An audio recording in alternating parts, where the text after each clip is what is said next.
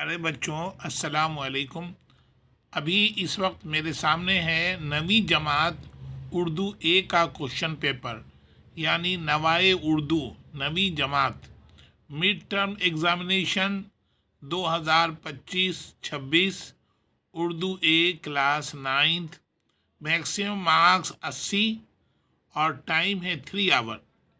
یہ question paper directorate of education Delhi کی جانب سے آیا ہے، جو کل ہی یہ پیپر ہوا ہے، یعنی 6 تاریخ میں، 6 اکتوبر میں۔ عام ہدایات: اس سوال نامے میں کل 4 حصے ہیں، جن میں 18 سوالات پوچھے گئے ہیں۔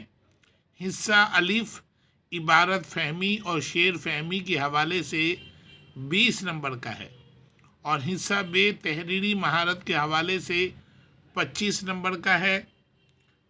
حصہ جیم عملی قواعد کے حوالے سے 20 نمبر کا ہے، اور حصہ دال ادب کے حوالے سے 15 نمبر کا ہے۔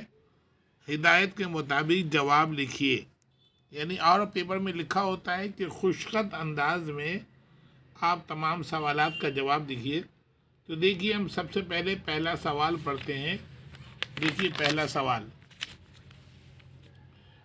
سوال ہے عبارت فہمی کا، یعنی مندرجہ درسی نثری اقتباس، یعنی یہ سوال کتاب کے ہی کسی اسباق سے یہ اقتباس لیا گیا ہے۔ اسے میں پڑھ دیتا ہوں۔ گاؤں عموماً قدرت کا سچی جلوہ گاہ ہوتا ہے۔ وہاں کے سین اپنی سادگی اور دلفریب کیفیتوں کے ساتھ انتہا سے زیادہ دلچسپ ہوتے ہیں۔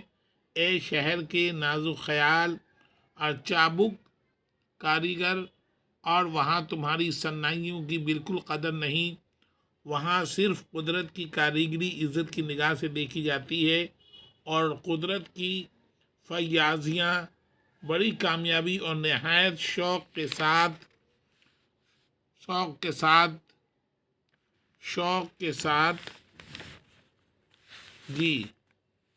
پسند کی جاتی ہیں۔ ان کی خوشی کا پیمانہ بہت چھوٹا تنگ ہے، وہ بہت تھوڑے عرصے میں خوش ہو جاتے ہیں، اور ادنا مسرت ان کی دل فریبی کے لیے کافی ہوتی ہے۔ یہ اقتباس تھا۔ اب اسی پر مبنی یہ 5 سوالات 5 نمبر کے ہیں۔ پہلا سوال ہے مندرجہ بالا، یعنی جو اوپر اقتباس ہے، یہ کس سبق سے لیا گیا ہے؟ تو آپ جانتے ہیں یہ سبق ہے دیہات کی زندگی۔ اس کا جو جواب اے ہے، یہ دیکھیے دیہات کی زندگی۔ دوسرا سوال ہے گاؤں میں کس کی کاریگری عزت کی نگاہ سے دیکھی جاتی ہے؟ اس کا جواب ہے اے، یعنی قدرت کی کاریگری۔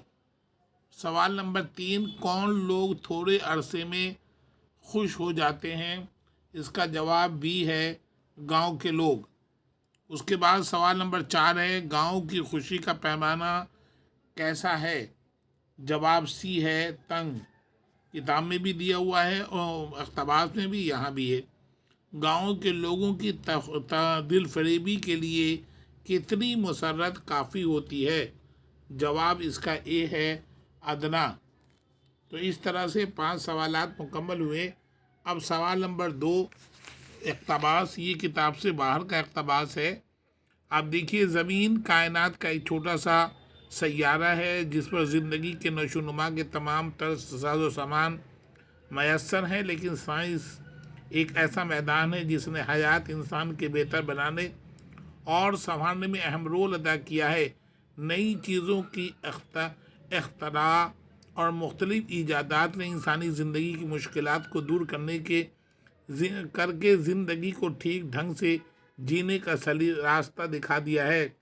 زمین کے بعد سائنس نے ترقی کی اور آسمان کی طرف اپنا رخ کیا، اور وہاں سے خلائی پرواز کا سلسلہ شروع ہوا۔ اب آیا سوال نمبر 1، اقتباس میں چھوٹا سا سیارہ کسے کہا گیا ہے؟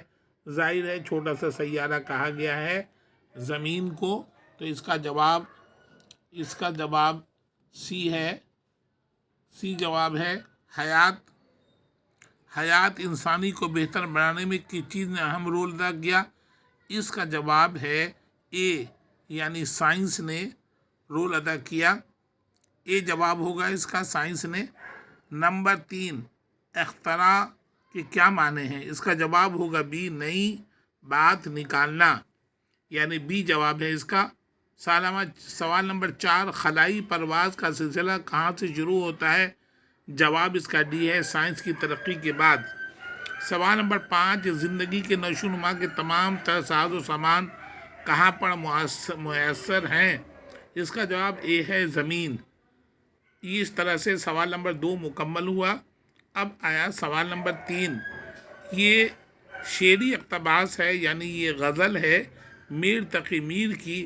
اشک آنکھوں میں کب نہیں آتا، لہو آتا ہے جب نہیں آتا۔ یہ 5 نمبر کی پوری غزل غالباً دی ہوئی ہے۔ ہو جاتا نہیں رہا لیکن جب وہ آتا ہے تب نہیں آتا، صبر تھا ایک مونی سے ہجراں، سو مدت سے اب نہیں آتا، دل سے رخصت ہوئی کوئی خواہش، گریا کچھ بے سبب نہیں آتا، جی میں کیا کیا ہے اپنے اے ہمدم، پر سخن تاب لب نہیں آتا۔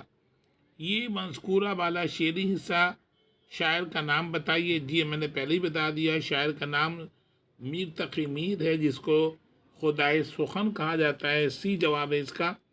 سوال نمبر 2، منظر والا اشعار نظم کے کس صنف سے تعلق رکھتے ہیں، یعنی کون سی صنف ہے؟ تو اس کا جواب بی ہوگا، یہ غزل ہے۔ سوال نمبر 3، شاعر نے گریا آنے کا کیا سبب بتایا ہے؟ جواب ایک ہے، رخصت آرزو۔ جواب نمبر 4 ہے، شاعر نے مونس سے ہجراں کسے کہا ہے؟ مونس مانے دوست، ہجراں مانے جدائی، تو جواب ہوگا صبر کو کہا ہے مونس سے ہجراں۔ سوال نمبر 5 ہے، لہو کے کیا معنی ہیں؟ لہو کے معنی خون کے ہیں، یہ جواب ہوگا۔ اس طرح سے تیسرا سوال کے 5 جواب 5 نمبر کے ہو گئے۔ اب آیا یہ چوتھا سوال ہے جو نظم کا ہے، اور یہ غیر درسی ہے، یعنی کتاب سے، یہ کتاب کا نہیں ہے۔ قوم کی قربانیوں کی داستاں 15 اگست صفحہ تاریخ پر ہے، ذو فساں 15 اگست، قوت جمہور کا ہے ترجمہ 15 اگست، اہل بھارت کے عزائم کا نشاں 15 اگست، عیش و راحت کا ہے بہر بے کراں 15 اگست، منزل آزادی ہندوستان 15 اگست، ہر طرف چھائی ہوئی ہے کامرانی کی بہار، جوش جذبوں کا امنگوں کی روانی کی بہار، آئی ہے باغ وطن میں شادمانی کی بہار، ہے چمن کے غنچہ غنچہ پر جوانی کی بہار، ایک پیغام سرور جاں ودا 15 اگست، منزل آزادی ہندوستان 15 اگست۔ اب یہ ان پر مبنی سوالات ہیں۔ دیکھیے، ہر طرف کس کی بہار چھائی ہوئی ہے؟ جواب اے ہے، کامرانی کی۔ سوال نمبر 2، شادمانی کی بہار کہاں آئی ہے؟ جواب بی ہے، باغ وطن میں۔ سوال نمبر 3 ہے، 15 اگست کس کی داستان ہے؟ جواب سی ہے، قوم کی قربانی کی۔ سوال نمبر 4 ہے، 15 اگست کس کے عزائم کا نشاں ہے؟ اس کا جواب ڈی ہے، اہل بھارت کے۔ سوال نمبر 5، شادمانی کے کیا معنی ہیں؟ جواب اے ہے، خوشی۔ اس طرح یہ چوتھا سوال بھی مکمل ہوا۔ اب ہمارے 5واں سوال پہ جو مضمون پر مبنی ہے، آئیے مندرذیل دیے گئے عنوانات میں کسی ایک پر 250 سے 300 الفاظ پر مشتمل مضمون لکھیے۔ مضمون ہے، بے روزگاری کے اسباب، انفارمیشن ٹیکنالوجی کی افادیت، عورتوں کی تعلیم اور قومی یکجہتی۔ بے روزگاری کے اسباب، یعنی بے روزگاری جو ہے ہمارے ملک میں، اس کی کیا وجہ ہے، اور انفارمیشن ٹیکنالوجی کی افادیت میں فائدے بتائیے۔ سوال نمبر 6، اپنے اسکول کے پرنسپل کو اردو میگزین منگوانے کے لیے ایک درخواست لکھیے۔ یہ درخواست ہے، یا اپنے دوست کو بہن کی شادی میں شرکت کیے خط لکھیے۔ سوال نمبر 7، منشی پریم چند کے حالات زندگی پر اہم گوشوں کا اظہار کیجیے، یا افسانہ حاجی اکبر کا خلاصہ لکھیے۔ حاجی اکبر افسانہ وہ بھی منشی پریم چند کا ہی لکھا ہوا ہے۔ ولی دکنی کی شاعرانہ کی شاعری کی چند خصوصیات بیان کیجیے، یا نظم رامائن کا ایک سین کا مرکزی خیال لکھیے۔ سوال نمبر 9، نظم فرضی لطیفہ کا خلاصہ اپنی زبان میں تحریر کیجیے۔ اب آیا سوال نمبر 10، یہ حصہ جیم گرامر کا ہے۔ اس معرفہ کی تعریف لکھیے اور 2 مثالیں بھی دیجیے۔ اس معرفہ جسے ہم پروناؤن کہتے ہیں اور اس میں خاص بھی کہتے ہیں، کسی خاص شخص، خاص جگہ اور خاص چیز کے نام کو اسے معرفہ یا اس میں خاص کہتے ہیں، جیسے حامد دہلی، یا ذیل جملوں میں اس میں لقب اور خطاب کی نشاندہی کیجیے۔ سروجنی نائیڈو کو بلبل ہند کہا جاتا ہے، یہ بلبل ہند کیا ہے؟ اس میں لقب ہے۔ اور بھارت رتن مولانا ابوالکلام آزاد کو مکہ مکرمہ پیدا ہوئے۔ بھارت رتن مولانا ابوالکلام آزاد مکہ مکرمہ میں پیدا ہوئے، اس میں خطاب ہے۔ یہ 2 ہیں، 2 نمبر کے، 4 نمبر کے ہو گئے یہ۔ اب آیا سوال نمبر 11، اس میں ظرف کی تعریف لکھیے اور ایک مثال بھی دیجیے۔ وہ لفظ جو کسی جگہ یا وقت کے نام کو ظاہر کرے اسے ہم اس میں ظرف کہتے ہیں، جیسے گھر وغیرہ۔ سوال نمبر 11 کا دوسرا، میں لائبریری میں افسانچہ پڑھنے جاتا ہوں۔ اس جملے میں افسانچہ اس میں آم کی کون سی قسم ہے؟ اس میں آم کی اس میں مصغر ہے۔ سوال نمبر 12، ضمیر کی تعریف مثال کے ساتھ لکھیے۔ جواب اس کا ہے، وہ لفظ جو اسم کی جگہ پر استعمال ہوتے ہیں وہ ضمیر کہلاتے ہیں یا پروناؤن کہلاتے ہیں، جیسے وہ، اس کا، تم وغیرہ۔ سوال نمبر 12 کا دوسرا، ضمیر شخصی کی کتنی قسمیں ہیں؟ جواب ہوگا 3۔ سوال نمبر 13، محاوروں کو جملے میں استعمال کیجیے۔ کسی دو کو استعمال کرنا، یہ 4 محاورے دیے ہوئے ہیں۔ ٹکٹکی باندھ کر دیکھنا، دل پاس پاس ہونا، خوشی سے پھولا نہ سمانا، ہوا سے باتیں کرنا۔ پہلے کا ہے، اس کو جملے میں تھا، بچے جادوگر کا کرتب دیکھ پر ٹکٹکی باندھ کر دیکھ رہے تھے۔ دل پاس پاس ہونا، غریب کی حالت دیکھ کے میرا دل پاس ہو گیا۔ خوشی سے پھولا نہ سمانا، ساجد اپنی کلاس میں اول مقام حاصل کر کے پھولا نہ سمایا۔ ہوا سے باتیں کرنا، جہاز ہوا سے باتیں کرتا ہوا آسمان میں بلند ہو گیا۔ ضرب المثل کی تعریف لکھیے۔ ضرب المثل وہ فقرہ، جملہ یا قول ہے جسے بات میں وزن پیدا کرنے کے لیے استعمال کیا جاتا ہے۔ کہاوت کے پیچھے کوئی کہانی یا واقعہ ضرور ہوتا ہے۔ تشبیہ کی تعریف لکھیے اور مثال بھی دیجیے۔ کسی ایک چیز کو کسی دوسری چیز کے مانند بتانا تشبیہ کہلاتا ہے۔ اے ولی آپ اس پری روح کی مجھ سینے کا غبار کھوتی ہے۔ اس شعر میں کون سی صنعت کا استعمال ہوا ہے؟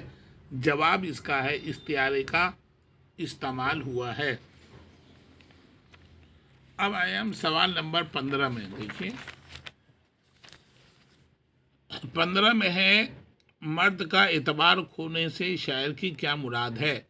مرد کا اعتبار کھونے سے مراد یہ ہے کہ مرد کا بے روزگار ہو جانا، یا جب مرد کماتا ہوا ہوتا ہے تو اس پر اعتبار ہوتا ہے، عزت وقار ہوتی ہے۔ لیکن جب مرد بے روزگار ہو جاتا ہے، کیونکہ گھر کی ساری ذمہ داری اکثر بیشتر مرد پہ ہی ہوتی ہے۔ ترک تعلیم کے کیا کیا نقصانات ہیں؟ یہ سب کتاب کے سوال ہیں، آپ نے پڑھا ہوگا۔ تعلیم کو چھوڑنے سے کیا نقصان ہوتا ہے؟ ساری چیزوں سے انسان محروم ہو جاتا ہے۔ سوال نمبر 17، روح ادب کس کا شعری مجموعہ ہے؟ جواب ہے، جوش ملی آبادی کا۔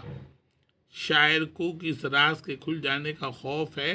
آپ نے وہ شعر پڑھا ہوگا، کھل نہ جائے کہیں راز دیکھنا، اوروں پہ کھل نہ جائے کہیں راز دیکھنا، میری طرف بھی غزوہ غماز دیکھنا۔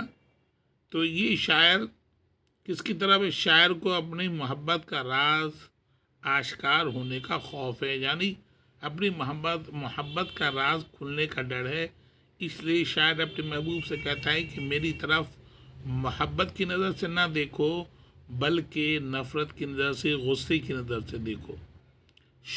سوال نمبر 17 کا تیسرا، نقش فریادی کس کا شعری مجموعہ ہے؟ یہ ایک شاعری کی کتاب کا نام ہے اور وہ کتاب ہے فیض احمد فیض کی۔